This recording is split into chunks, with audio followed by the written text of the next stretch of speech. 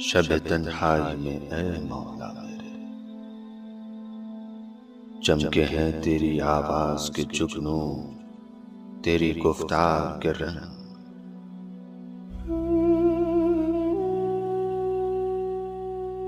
تیرے خطبوں کا شہد آج بھی رس کھولے ہے مادیت کے میرے قفل زدہ کانوں میں۔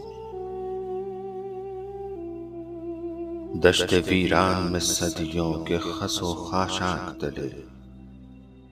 کھل رہے ہیں تیرے افکار کے گل اور گلاب۔ منزل حق و حقیقت کی نشان تیری کتاب، عطر آگی ہے نسائے کا تیرے ہر سو چمن، نور اوڑھے ہوئے کردار کی تیرے انجم، آج بھی راہ سے بھٹکے ہوئے لوگوں کو سیاہ بانٹتی ہے۔ خوشبو عشق الہی میں تیری ڈوبی ہوئی زندگی آج بھی اس رہ کا پتہ دیتی ہے، جس پہ آدم چلے ادریس چلے، جس پہ حرکت میں کبھی آیا عصائے موسیٰ، جس پہ عیسیٰ نے مسیحائی کی اور محمد نے تجھے سونپ دی وہ کہکشاں جس کا انجام ہے انسان کا کمال۔